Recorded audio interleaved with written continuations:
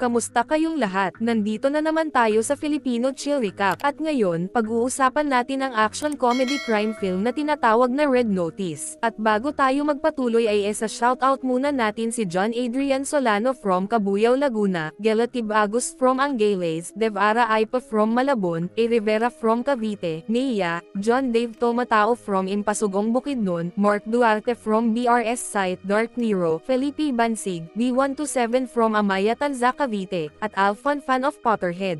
Maghanda na kayo dahil sa mga spoilers na darating. Sa Rome, isang napakalaking museo na pan ng turista. Lahat ng sulok, pan ng sinaunang artifacts. Biglang pumasok si Special Agent John Hartley. Determinado ang lakad. Hindi siya nandito para mamasyal, may misyon siya. Ayon sa tip ng Interpol, plano ng isa sa pinakakilalang art thief sa buong mundo, si Nolan Booth, na nakawin ang isa sa 3 gintong itlog ni Cleopatra. Isang napakahalagang artifact na halos imposibleng palitan. Dumiretso agad si John sa exhibit ng itlog. Binalaan niya ang direktor ng museo, pero hindi siya pinansin. Sabi nito, hindi mapasok ang kanilang security system. Pero hindi kumbinsido si John. Tinitigan niya ang itlog. May mali, yung kulay, yung pagkakakintab, parang masyadong perpekto. Kumuha siya ng soda sa malapit at ibinuhos ito sa ibabaw ng itlog. Unti-unting natunaw ang ginto, peke ito. Ibig sabihin, ninakaw na ang tunay na itlog. Biglang tumunog ang alarma. Nagkagulo ang mga tao. Naroon na pala si Nolan, at alam agad ni John na siya ang may pakana. Hinabol niya ito, pero magaling si Nolan sa parkour. Ang bilis niyang gumalaw at naiwan ang mga gwardya. Halos mahuli na siya ni John, pero nilinlang niya ito at mabilis na tumakas. Nagawa pa ni Nolan ang isang matinding lundag at dumulas sa isang tubo para makatakas. Mga 56 na oras ang lumipas. Relax na relax si Nolan, nagke-celebrate pa habang hawak ang itlog at iniisip na siya ang pinakamatagumpay na magnanakaw sa mundo. Pero hindi nagtagal, dumating na si John at ang buong team niya sa tagwan ni Nolan. Nahuli siya. Walang kawala. Hindi niya alam kung paano siya nasundan. Hanggang sa isiwalat ni John ang totoo, may nagturo sa kanya. Si Bishop. Siya ang number 1 most wanted thief sa buong mundo. At si Nolan, number 2 lang, kaya lagi siyang nanggigigil na agawin ang pwesto ni Bishop. Nabawi ang ninakaw na itlog at dinala sa Interpol. Pero may plot twist. Pinalitan pala ng isang undercover agent ang tunay na itlog ng peke, at si Bishop mismo yon. Kinabukasan, gumuho ang mundo ni John. Inakusahan siya ng pagtulong sa mga magnanakaw dahil may biglang lumitaw na Swiss bank account sa pangalan niya na may 8 milyong dolyar. Nasira ang reputasyon niya na ilang taon niyang pinaghirapan. Inaresto siya at ikinulong sa isang maximum security prison sa nagyayelong bundok ng Russia. At ang kasama niya sa selda, si Nolan. Wala silang choice kundi magtulungan. Sa lamig ng kulungan sa Russia, unti-unting nabuo sa isipan ni Nolan ang kabuuang kwento. Si Bishop ang totoong utak sa likod ng lahat. Isa siyang sobrang talinong magnanakaw na kahit kailan, walang nakahuli. Pinaliwanag ni Nolan na hindi lang basta yung isang itlog ang habol niya. Yung itlog na yon ay susi sa isang napakalaking gantimpala. Isang Egyptian na bilyonaryo ang nangakong magbibigay ng 300 milyong dolyar sa kung sino man ang makakakumpleto ng 3 itlog bago ang kasal ng anak niyang babae. 2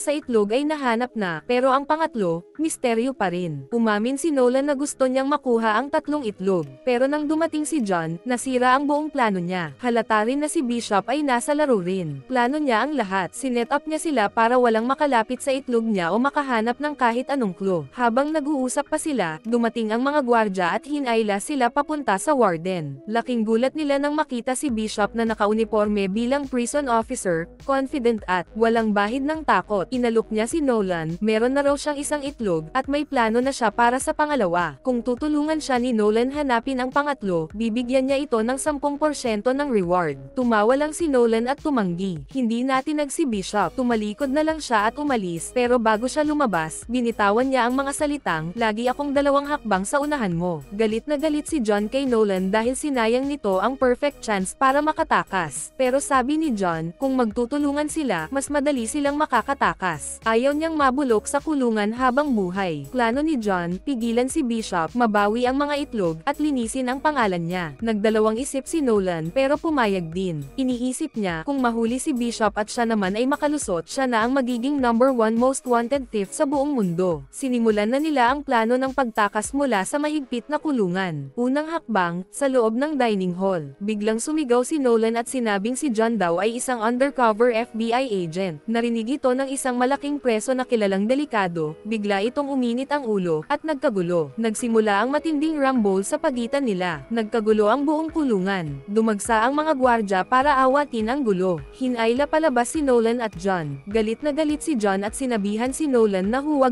na ulitin yun. Pero sabi ni Nolan, parte yun ng plano. Sa gitna ng kaguluhan, nakuha niya ang isang keycard, mahalagang gamit para makatakas. Nang makita ni John ang keycard, medyo kumalma siya. Kalaunan, nag-open up si Nolan. Sabi niya, pulis din ang tatay niya. Pero kahit kailan, hindi siya binigyan ng papuri. Kaya mula pagkabata, lagi niyang gustong makuha ang atensyon ng ama niya. Naisip niya, sino ba ang pinaka-pinapansin ng mga pulis? Mga magnanakaw. Kaya yon ang pinili niyang landas. Lalong lumalim ang samahan nila. Sunod nilang bahagi ng plano, gumawa ng makeshift bomb. Kailangan nila ng sabon, toothpaste, at nitric acid. Maingat nilang pinaghalo ang mga to at pinasabog sa loob ng kulungan. Malaking distraction ito, at ginamit nila ang gulo para makatakas. Sunod, niluwagan nila ang isang bahagi ng pader ng kulungan, sapat para makalusot sila. Sa labas, nagkakagulo pa rin dahil sa pagsabog. Habang umaakyat sila, nadulas si Nolan at muntik ng mahulog. Agad siyang inabot ni John at hinayla paakyat. Tumuloy pa rin sila. Sa wakas, nakarating sila sa isang helipad. Nandoon ang isang gwardya, tutok na tutok sa cellphone habang nakikinig ng Russian music at nakatitig sa mga litrato ni Putin. Biglang binagsak ni John ang gwardya. Agad namang sumakay si Nolan sa helicopter. Samantala, si John ay nakipagsabayan sa mga habol na gwardya. Biglang may nagpaputok ng rocket launcher. Tumama ito sa tulay kung saan nandoon si John. Pero milagro, nakailag siya at nakatawid pa sa kabila. Pwede sanang iwan ni Nolan si John at lumipad na mag-isa. Pero hindi niya iniwan ang kaibigan niya. Binanatan niya ng todo ang mga gwardya gamit ang minigun ng helicopter para hindi sila masundan. Sinamantala ni John ang pagkakataon at tumalon papasok sa helicopter. Biglang may dumating na missile sa ere. Tumagos ang missile diretso palabas at tumama sa bundok. Mabilis silang tumakas sakay ng helicopter. Gamit ang computer ng ibang tao sa London, nagpadala siya ng lihim na mensahe sa Interpol, isinumbong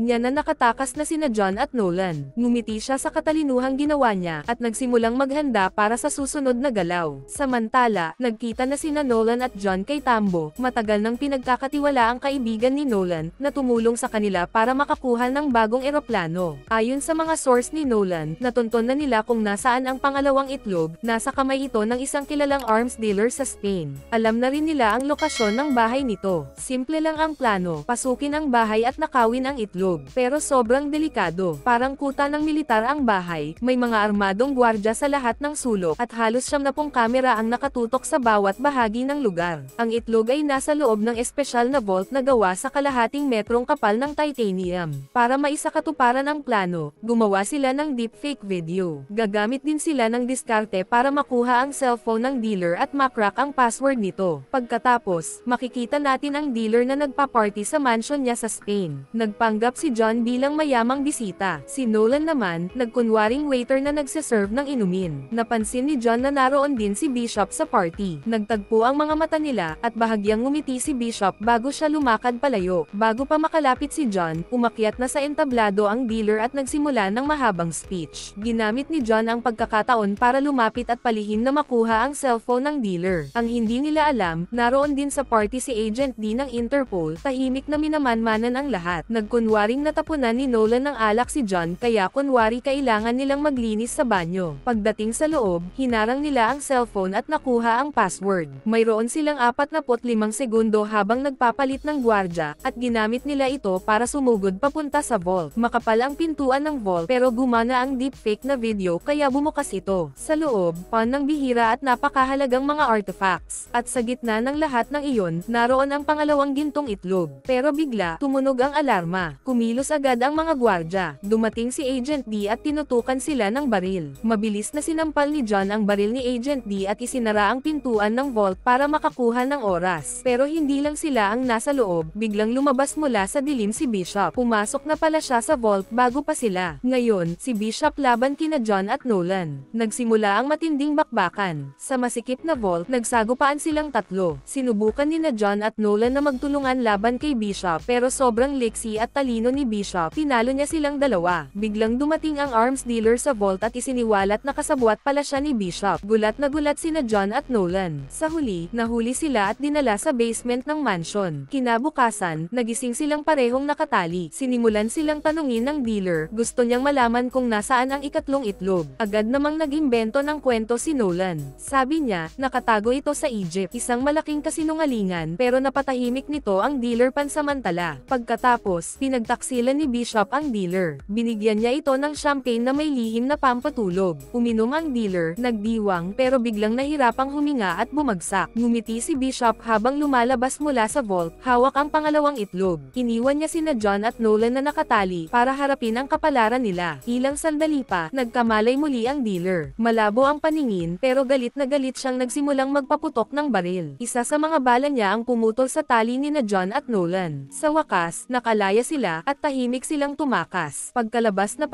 nila, nagulat sila, nasa gitna na pala sila ng isang bull ring. Palakpakan at sigawan ang mga tao sa paligid. Biglang may dumating na isang dambuhalang toro, galit na galit at kumikislap ang mga sungay habang papalapit sa kanila. Kinabahan si Nolan at kumaway-kaway na parang isang matador. Akala ng mga tao, haharapin niya ang toro kaya lalong nagwala ang mga manonood. Si John naman, halos mawasak sa takot habang umiwas sa pag-atake ng toro. Si Nolan, hingal na hingal, pilit inakyat ang pader ng bullring. Sa kung anong paraan, nakalusot sila sa gitna ng crowd at mabilis na naglaho sa masisikip na eskinita. Kinagabihan, nang medyo tahimik na ang lahat, unang beses na nag-open up si John. Nag-alinlangan siya, pero sa huli, sinabi niyang magnanakaw pala ang ama niya, at hindi basta magnanakaw, kundi isang kilalang kilala. Iniwan siya ng tatay niya noong bata pa siya, at dahil sa sakit na naramdaman niya, naging pulis siya. Gusto niyang hulihin ang mga magnanakaw tulad ng sarili niyang ama. Tahimik na nakinig si Nolan, damang-dama ang bigat ng kwento ni John. Sa huli, ibinunyag din ni Nolan ang isang matagal na niyang lihim, alam niya kung nasaan ang ikatlong itlog. Ikinwento niya na pagkatapos ng World War II, may isang German officer na tumakas patungong Argentina. May dala itong maletang may kayamanan at isang relo. Nakatago sa relong iyon ang sikreto ng lokasyon ng itlog. May code daw sa relo, at kapag nasolve ito, ilalabas ang lokasyon ng itlog. Ilang taon ang lumipas, at ang tatay ni Nolan, isa ring treasure hunter, ang nakahanap ng relo. Nakuha niya lahat ng clues, at natuklasan niya ang isang lumang Nazi bunker na nakatago sa kagubatan ng Argentina. Matagal na itong sinusubaybayan ni Nolan. Paunti-unti niyang binuo ang kwento, at ngayong araw lang, nahanap na niya ang huling piraso ng puzzle. Handang-handa na sila ni John. Tumulak sila papasok ng gubat. Nilusong ang makakapal na gubat at delikadong mga latian hanggang sa narating nila ang luma at tagong bunker. Pagpasok nila, biglang umilo ang mga ilaw ng bunker,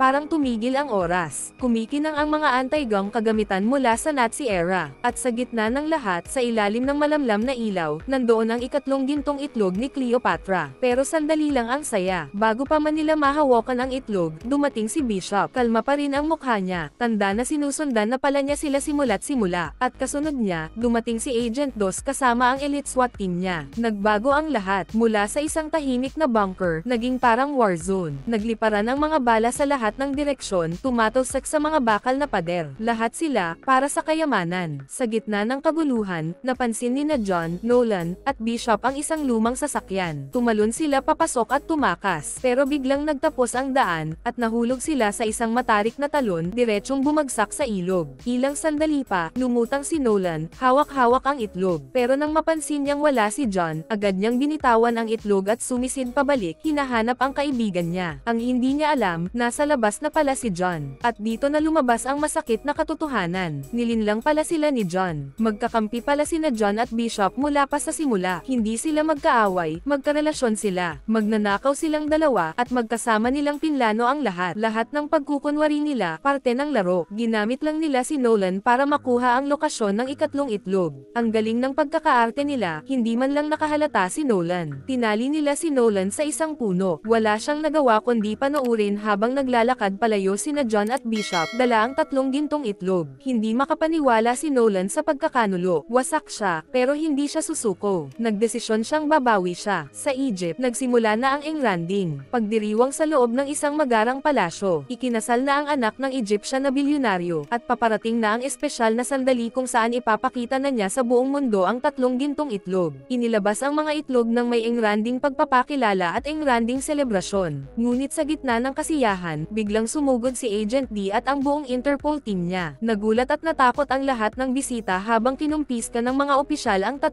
itlog. Ikinadi na ang bilyonaryo at ang buong sindikato niya, at inilabas silang nakakahiya sa harap ng mga panauhin. Pati mismong bride ay isinama ng mga pulis. Habang magulo ang lahat, lihim na pinapanood ni John at Bishop ang eksena mula sa isang tagong lugar. Pareho silang may bahagyang ngiti sa labi, at dahan-daang naglakad palayo. Nakuha na nila ang 300 milyong dolyar, kaya wala na silang pakialam sa iba pa. Makalipas ang 6 na buwan, nasa isang mamahaling yate na sina John at Bishop, nag-e-enjoy sa tahimik na dagat ng Italy. Pero bigla, may umakyat sa yate, si Nolan. Gulat na gulat sila. Ngumiti lang si Nolan habang paakyat sa deck. Walang pasintabi, kinuha niya ang tablet at ipinakita ang kanyang matinding paghihiganti. Natuntun niya lahat ng accounts kung saan itinago ni John at Bishop ang pera nila. At lahat ng impormasyong iyon, ibinigay niya sa Interpol. Nabigla sina John at Bishop. Lahat ng accounts nila, frozen. Wala na silang kahit piso. Tumawa si Nolan at sinabing, niloko ko ang mga manloloko. Pero hindi siya nagtanim ng galit ng matagal. Sabi niya, may naisip siyang napakatinding pagnanakaw, pero hindi niya kayang gawin mag-isa. Kailangan niya sila pareho. Agad na tumanggi si John. Ayaw na raw niyang makisali. Pero si Bishop, napaisip, wala na silang pera. Kaya ano pa bang pagpipilian nila kundi sumama sa plano ni Nolan? At kung saan ang susunod nilang target? Yan na ang kwento para sa susunod na pelikula. Mag-subscribe na kung hindi ka pa nakasubscribe. Pindutin na rin ang notification bell at like button para sa marami pang movie recap katulad nito, at mag-iwan ng comment down below. And as always, thank you for watching.